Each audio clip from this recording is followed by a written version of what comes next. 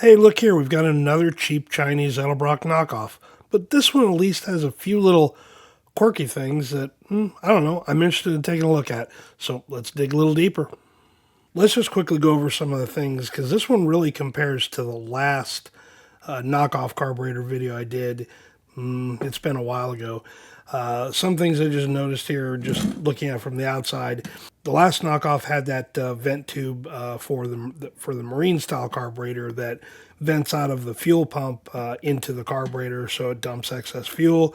It's part of the Coast Guard approval for it. The last one we looked at just had a black cap over it. This one's got like a screw on it, which I thought was kind of interesting, and it should just vent right into the carburetor. And yeah, it does. So that's interesting. I wonder why they did that, but I'm sure that screw is a lot more money than just a black plastic cap. So again, there's always confusing of why they add all these extra expenses to it. Same with the last one we did. We talked about this in the last video. It's got 4 positions for the accelerator pump. That's interesting as well. It's in the second lowest, so that's kind of interesting to me. Like we talked about in the last video, Edelbrock is the old school guys anyway, Smitty and God rest his soul, and some of those other guys have been around for a long time. We'll only use the top hole and middle hole. The bottom hole on these carburetors, their carburetor anyway, they never used. It was a waste of time. Didn't really tune well, and they don't use it for the factory setting and everything in anything. Interesting that they kept the blade style hardware on here. The first one we did had like a Phillips, or I believe it was actually a Japanese style, but it is interesting that they stuck with the blade. They must have liked that. I pulled out the mixture screws. They look about the same as the last one we did. Nothing else really stands out on this one, other than they did add, or they still kept the vent windows in there. I don't dislike that. It's probably a decent little, I wouldn't call it an upgrade, but it's certainly something to look at. They did keep the additional vents for the idle mixture. I'm kind of drawn on that one. It doesn't, Edelbrock's proven it doesn't really matter depending on the CFM size, and including it on this size carburetor just doesn't make much sense. On the bottom side, again, not much has changed here. They did a little bit more, looks like fill-in type work. But that just may be the tooling and the way they did it. It's easier to have a flat surface than, any of the other little passageways that carburetor could use. But again, not much different than we saw in the past. One thing that was irritating about the other ones is, and I don't know if they've fixed this or not, is this hardware wasn't staked. The last one we took apart had like a little Loctite type substance. So let's see how we do here. Oh man, that's about as loose as you can get. Now, it doesn't feel like there's any Loctite on here, but let's see if they've put anything on there. Maybe. If they did, it's just not that effective. Let's just grab another random one here and see. Yeah, same. So what I really did dislike about that, and we just did a video day or two ago, or last week, I guess it was. Yeah, it may have something that resembles a Loctite, but that was nothing to remove out of there. So the problem with that is when you use a non-staked hardware or really cheap hardware like is in here, after time, those can vibrate out of there. You're just taking a bit of a chance there. So again, I wasn't happy with it on any other carburetors. It looks like they haven't learned anything from it, or maybe nobody's complained about it. Maybe none of that has happened, but I would much rather have the staked hardware than stuff that is just, floating around in there.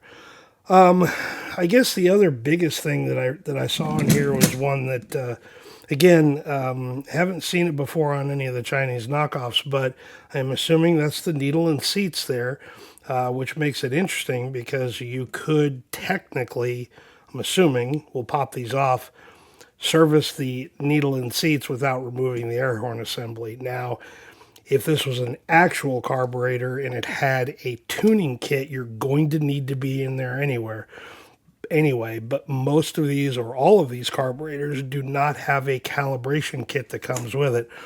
I did do some rough measurements of the Venturi on the bottom side to see if I could determine the CFM, and the closest I think it comes to is probably around a 625. So it is possible that maybe they had some older Carters that they were using to knock off, and that's just the way they went with it. It's hard to say. So let's take a little deeper look at these. Bigger screwdriver out here. I'm just gonna extract them since, again, this one was one that came from somebody that usually helps me out with these kind of things. So they usually don't come with any instruction manual, so I didn't get anything with this either. So, okay. Yep, kind of what I expected, but also a little odd in the fact that, what do you do when this one goes bad? Looks like it's a two-piece.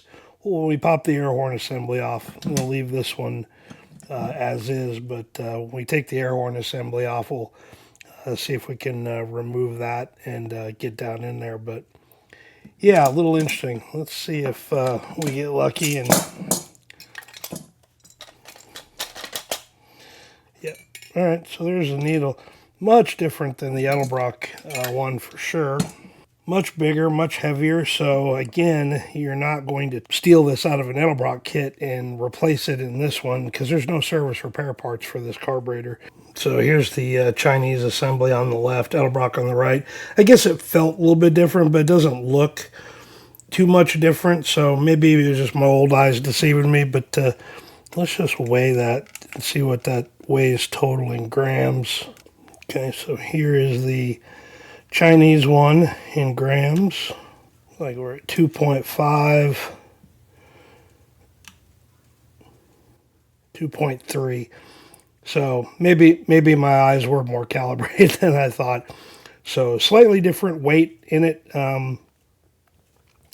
Overall dimensions look pretty close to the same. So, it's possible that you could use it in there, I guess. I mean, if you were in that situation, I guess you could try it and see. But yeah, I guess let's get the air horn assembly knocked off there, and then we can kind of take a look, see how that all looks on the inside. I'm not going to bore you with the entire disassembly of the top side here, but give you the highlights. Interesting.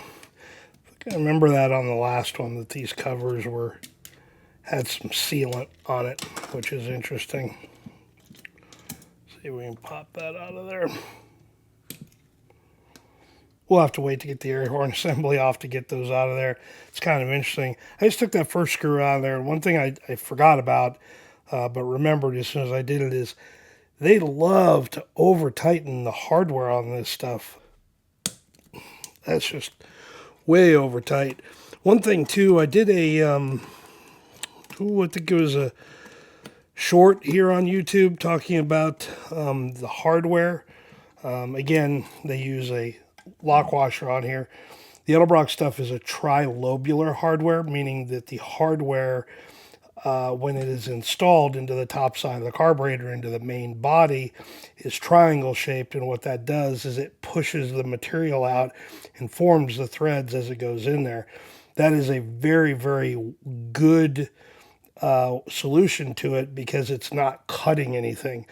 What this type of hardware is, they had to actually run a tap down there. Now again, pretty simple CNC process, but that trilobular hardware is much better because it's a longer lasting thread.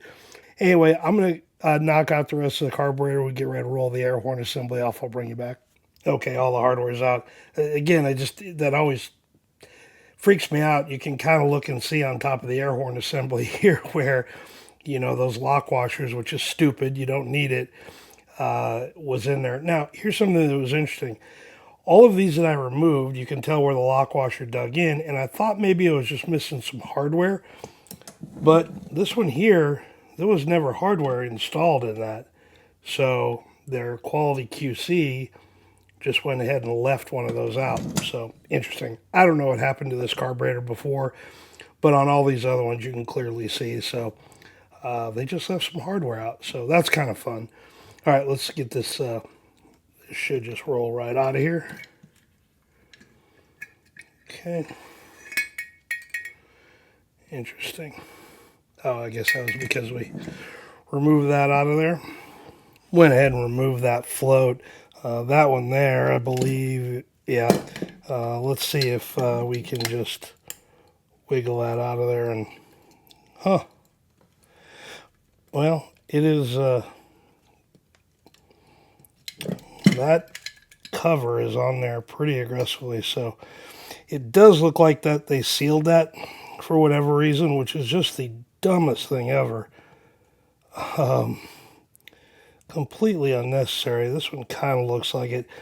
So let me see if I can get in there without destroying the rod, because eventually we're going to try this pile of garbage out on an engine, and I don't want to destroy it, so we'll just break that down.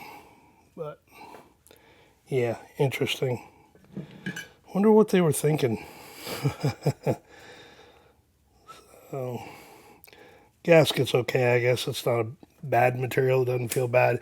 At least this one wasn't, I guess, wet flowed, or maybe it's just because it's had fuel run through it, that it's cleared all that Stoddard fluid that they use. Doesn't really feel like it's ever been in there, so maybe they're not wet flowing or leak testing with a Stoddard fluid like we saw on the Holly that we just tore apart a couple weeks ago. So, okay, let me punt and go back and see if we can figure out a way to get these covers off of here. Well, they look like they were sealed in there, but they weren't. They just were a really ridiculously tight fit. So finally got them out of there with the pick, getting up underneath there and a little hammer action. So kind of crazy, but I don't know. What do you expect? So again, looks like a standard piston. We will put the calipers on there. Springs are a little odd. Added just a silver. See if that separates from the. So yeah, I guess I put the Edelbrock one away, but we kind of looked at it. It looks about the same. So a little weird little gasket on there, a little filter screen.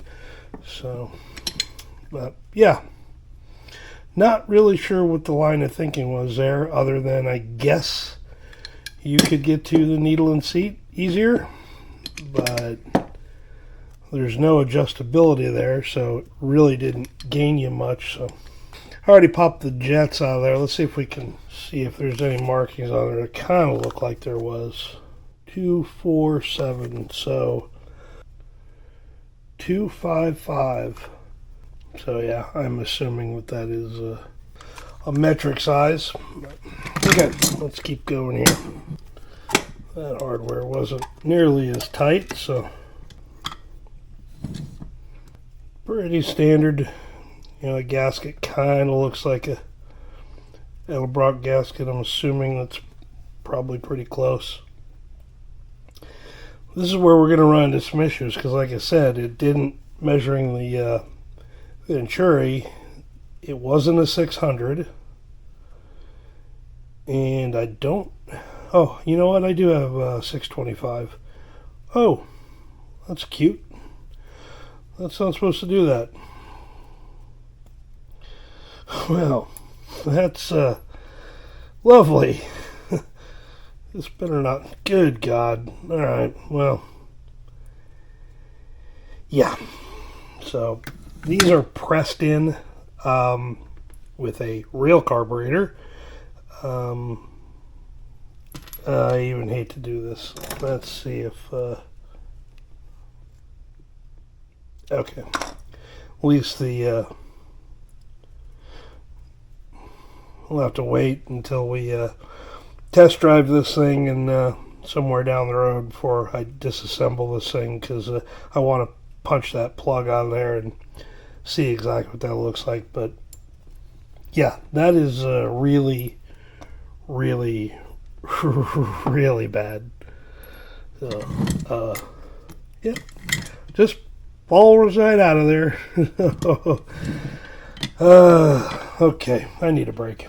Well, let's see. I just loosened up everything here on the top side, and I'll go pull that 625, and I'll pull a 1406 weighted air valve as well too. But let's see what other kind of fun we find here. Not loose, thankfully. Good work. Set the bar rather low. So let's see here. Gasket looks sort of familiar, so just assume that. And hey, these are in. I guess it's just the primaries that suck. Let's see here. A weighted air valve. Sometimes they'll copy everything. They'll even mark because on the Edelbrock carburetors, these are marked left, right. On the Muscle Car Solution Carb's website, I've got part numbers for these so you can identify it so you'll know what weighted air valve you have in case somebody's kind of Frankensteined a carburetor together. But they're very specific. They all weigh a little bit different. So let me do that. Let me go pull a 1406 and then pull that 625 weighted air valve. We'll come back and weigh them. This should be pretty easy to figure out. The Chinese carburetor, 1406, and this is out of the Carter 625.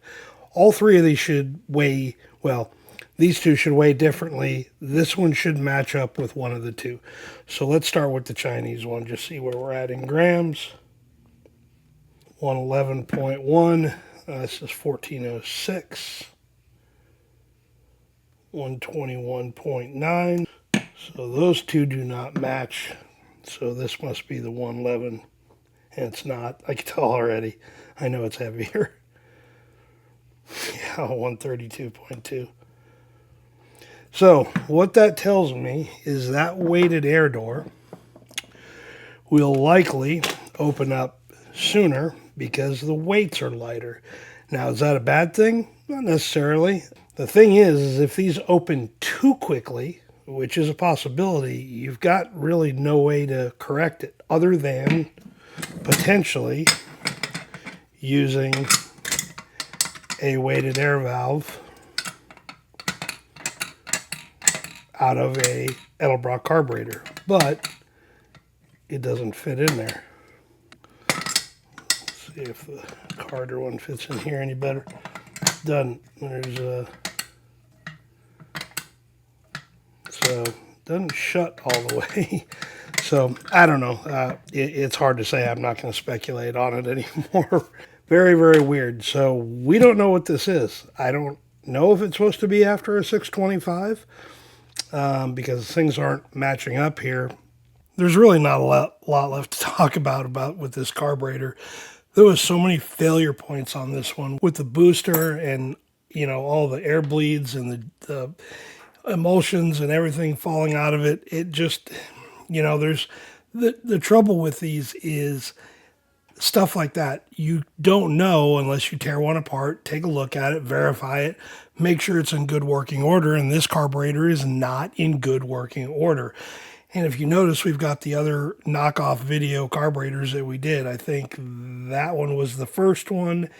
That was the last one we did. And then the one on the knockoff 4160 Holley carburetor. What we're going to do is I'm going to put this back together. I'm going to try to repair it the best I can. I don't know that I'm going to be able to get the boosters fixed. And that's a huge issue. Not that that it's very possible for anything to come out of there, but it's potentially possible that that may not work the same way that it should if it had a good regular booster in it and it was a regular type of carburetor. What we're going to do is we're going to put this back together. These other ones I'm going to have to go back through because I know there's some things that I just didn't put back together very well. So I'll go back through them over the next couple of months, and I promise you we will do a on-engine test with all of them.